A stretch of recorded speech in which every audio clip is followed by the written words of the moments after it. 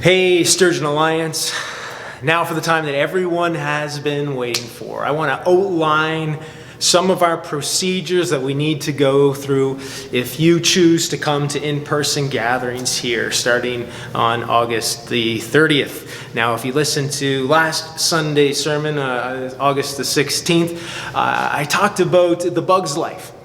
And that scene from the Bug's Life where all the ants are marching in a row and this leaf falls down in front of them and they're like, oh no, what do I do? I'm out of line, because ants kind of have their thing, their MO, their mode of operation. And that totally disrupted their mode of operation. They had to walk around the leaf. And so that's going to happen when you enter the building on a Sunday morning. Your total MO is going to be disrupted in many ways. You may not know this, but you have an MO when you come into the building, you shake someone's hand, you go here, you do this, you sit in the same spot, and that's, we're going to kind of throw that out and get a whole new mode of operation in this new reality. So what I want to do is I want to talk about some things that we need to do to safely open up for everyone. And if you've heard, there's been some cases in some churches recently in Edmonton and even in northern Alberta.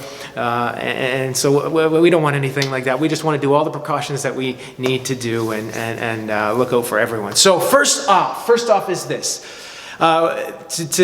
To come to a Sunday morning gathering at Sturgeon Alliance, starting at August the 30th, you need to pre-register, which is what we're required to do and what all churches are doing. And you can do this online. We are going to send you a link if you're part of our loop, if you're part of our MailChimp loop. We're going to send everyone a link on Monday. And that'll give you an opportunity to go on there and register how many people are in your family, and so that you get your seat. You get free tickets to your seat to the show on Sunday morning, the show for the Lord. And or you can call the office. You can always just call the office, and Nick will take care of that.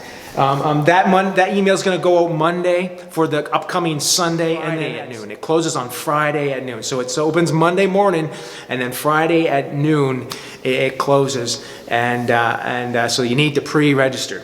The second thing is this, is as you enter the building, when you come on Sunday morning, I'm going to ask you all to enter through the doors that are this way. I'm in the foyer right now, and that's the road out there, and that's the doors headed to the road. This is the road. This is the doors behind you that go to the parking lot. So we're all going to enter that way, and you need to line up if you need to and social distance. And when you come in, there's going to be hand sanitizer. I know you've never seen anything like that in the stores that you've gone to. And there'll be somebody here with a clipboard, and they're just going to tick your name off as well. And then we'll ask you to go right to your seat. We can't have people loitering around here. You might see, I don't know if you can see, at the information center there's a basket that says offering. We can't hand an offering plate around. And so I ask you to just, as you go in, drop your offering there at the information center. And then we have to actually let that sit for 24 hours before we even touch that. And then you have your choice of seating. I ask you to go right to your seat. You have for the first few weeks, especially as we're at one service, you can have the choice of sitting out here in the air-conditioned foyer, or you can go in the hot, sweltering sanctuary where the pastor might get all fiery and spit on you. I promise I won't do that. But out here, it's going to be a little different. The doors will be open, but there'll be a TV screen there. We're mounting another TV screen just above our one-word wall for people out here, and you'll be part of the place, hopefully. But we're going to make the best of this. So I encourage you to find a seat, but just be efficient in how you find a seat. If you're a family of two, don't take up a whole chunk of series of 6 chairs. We've arranged the chairs, spread them out, and try to put them in little chunks so that we can kind of accommodate different size of families and stuff. So you can sit with your family, sit with your cohort. We have to have social distancing in place when that happens.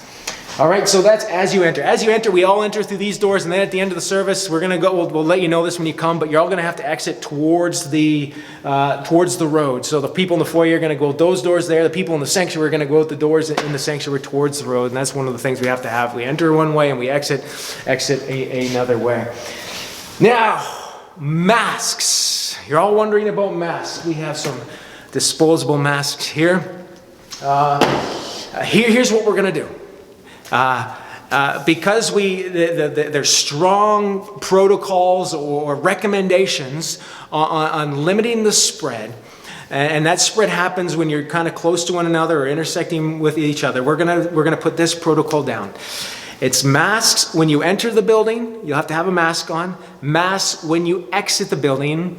Mask, and then if you get up and you have to go to the washroom or do something and move around. So when you're moving, you don't. So you have to have a mask on. So mask when you enter, mask when you exit, or mask if you get up to the bathroom, and then mask when you sing, because that's when you can really spread as well. So if you don't want to sing, you don't have to put a mask on.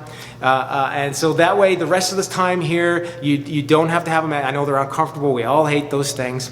But mask when you enter, mask when you exit, and mask when you sing. And I ask you to bring a mask. Most of you probably already have a mask.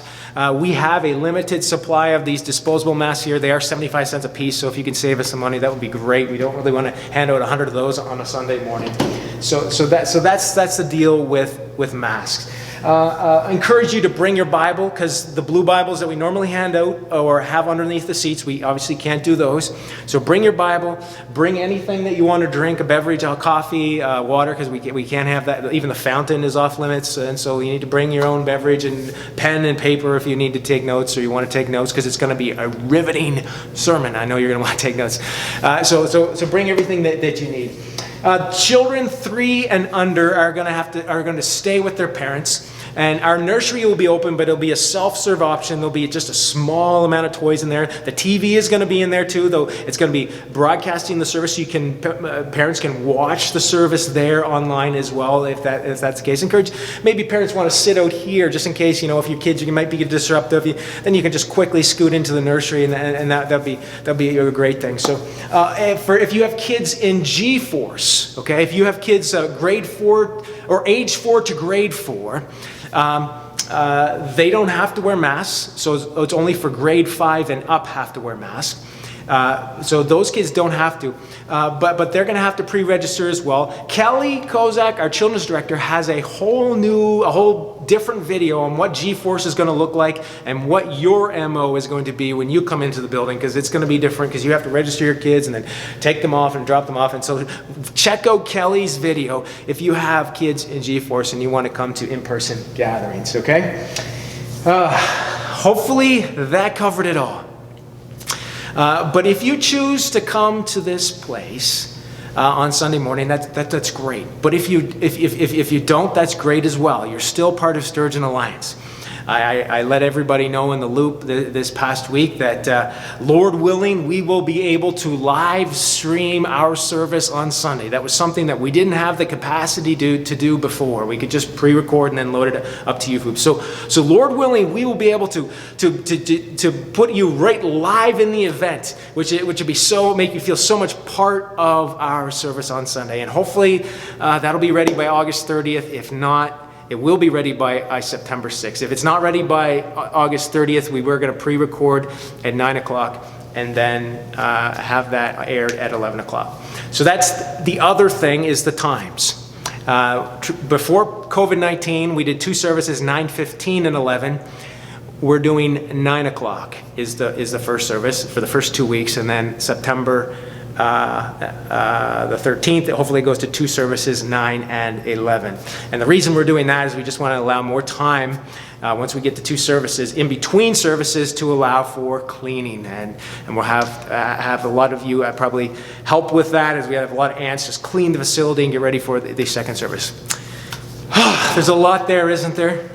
I was reminded of the time that my firstborn son, Caleb, 16 years ago, he was born. And he was born cesarean, and after my wife was in labor for a while, we went into the operating room, and they asked me to put on all of this stuff. I had pants and a gown and a hat and a mask and goggles, and you name it. I looked like the biggest dork going. But you know what? It didn't matter to me. I put up with all that stuff so that I could not miss that moment. And I hope that we have that this is just a temporary thing. Have that mindset. This is just a temporary thing. Yeah, we're going to need to social distance and be careful of some ways and wear a mask here and there. But it's all for something larger than ourselves. And we're coming to connect with God together in the room. And I can't wait for that time. I can't wait. And remember, as we go through this, as we all navigate our way around the leaf, it's going to get emotional, and we don't like change. Grace in, grace out. grace in, grace out. Let's be patient with each other. I know that we can do this. All right. Thanks. And we look forward to seeing you, whether in person on August the 30th or online.